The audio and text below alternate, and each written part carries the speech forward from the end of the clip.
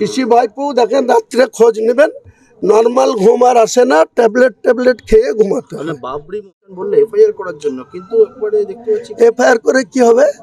অসীম সরকার বিজেপির বিধায়ক, তার বিরুদ্ধে 100টা এফআইআর হয়েছিল। মমতা ব্যানার্জির পুলিশ কি করেছে? তার কেশাগ্র স্পর্শ করতে পেরেছে? তো মনিরুল ইসলাম শাসক দলের হয়েই তো ডাঙ্গা বাজাচ্ছে। বিডিও অফিস গিয়ে তিনি শাসক দলের বিধায়ক, সেখানে বিডিও কার, ডিএম কার, মমতা ব্যানার্জির, তাদেরকে চমকি হুমকি দেখাচ্ছে। তো তার বিরুদ্ধে এফআইআর করে মেরুদণ্ড আছে এই ডিজিপির বা মানে জঙ্গিপুর পুলিশ পিডির পুলিশ সুপারের, যে ফারাক্কার মনিরুলকে অ্যারেস্ট করবে?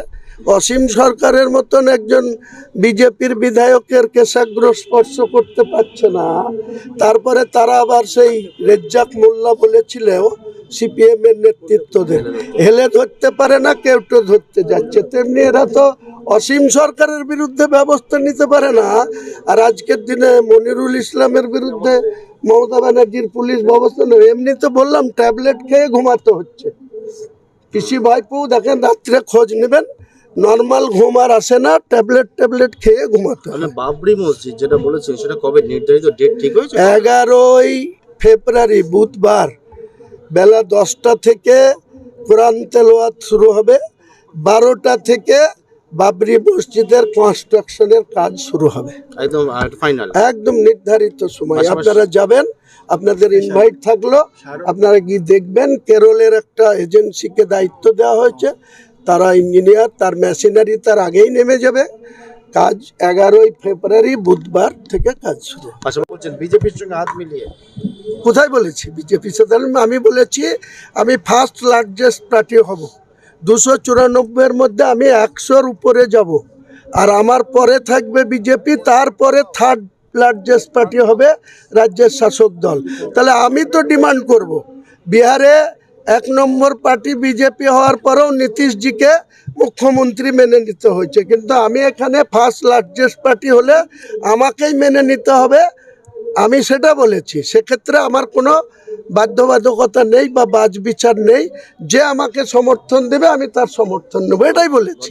এটাই, এতে গদ্দারের কি আছে? গদ্দারের ডেফিনিশনটা কি সেটা আমাকে বুঝাক না। মধ্যপ্রদেশের বাঙালিরা বাংলার বাঙালিদের থেকে বেশি সুরক্ষিত, জেপি নাড্ডা এই কথা বলছেন। মধ্যপ্রদেশের বাঙালিরা বাংলার বাঙালিদের থেকে বেশি সুরক্ষিত, এবং যে বাংলা একসময় দেশকে পাল্টে দিয়েছে সবাই মিলে তার পাশে দাঁড়িয়ে পরিবর্তনের ডাক দিচ্ছে, রেখে দিচ্ছে। বিজেপির এই স্ট্র্যাটেজি, এটা নিয়ে কি বলবেন? নাড্ডাজি যত সম্ভব বাঙালিদের জামাই, তো সেই জামাই তো নিশ্চয়ই শ্বশুরবাড়ির মঙ্গল কামনা করবেন, তো সেটা ওয়েলকাম জানাচ্ছি ওনাকে।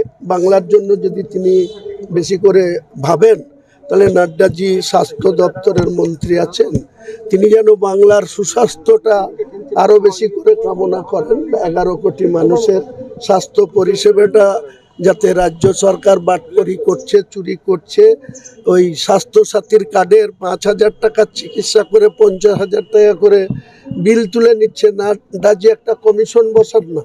এই রাজ্যের স্বাস্থ্য দপ্তরের মন্ত্রী তো মমতা ব্যানার্জি, তাদের স্বাস্থ্য দপ্তরের আধিকারিকদের বিরুদ্ধে একটা কমিশন করে বাংলার মানুষকে সুস্বাস্থ্য দেখান। আপনি তৃণমূলের পতন চাইছেন, তিনি বলছেন যে বিষয়টা, সেটা হচ্ছে ভরতপুর ছেড়ে আপনি পালিয়ে এসেছেন, রেজিনগরে আপনাকে ওয়েলকাম, দেখি কত দম আছে, কত বড় নেতা হয়েছে, ভোটে দাঁড়ান। ওদের নেত্রীকে বলেছি আমি, যে শুভেন্দুর কাছে 1956 ভোটে হেরে আমাদের মতো এমএলএর সিগনেচার নিয়ে তিনি পরিষদীয় নেত্রী হয়ে গভর্নরের কাছে শপথ নিয়েছিলেন, তখন তিনি হেরেছিলেন 1956 ভোটে। এদের অনেক ভৈফোড় নেতা আছে, ববি হাকিমের মতো, রবিউলকে তো আমি মনেই করি না কিছু। এদের নেতা ববি হাকিম বলে যে এই মমতা ব্যানার্জির ছবিটা যদি পিছন থেকে সরে যায় তাহলে আমরা সব শূন্য। তো তিনি নিজে জ্যান্ত মমতা ব্যানার্জি 1956 ভোটে হেরেছিল, আর আরও 77টা সিট, 77 বিজেপি আর 9 ধরলে 78, তাহলে উনি জ্যান্ত 294টাই প্রার্থী, 78টা সিট হেরেছিল। আর আমি বলেছি রেজিনগরে রবিউলকে দিয়ে হবে না, ওই মমতা ব্যানার্জি আসুক, আর বেলডাঙ্গাতে হাসানকে দিয়ে হবে না, অভিষেক ব্যানার্জি আসুক। তাদের যদি মিনিমাম 30,000 করে ভোটে না হারাতে পারে, তাহলে আমি 10 হাত করে রাস্তায় নাকছে চুরি দিয়ে বাড়িতে ঢুকে যাব। আপনার একটা মন্তব্য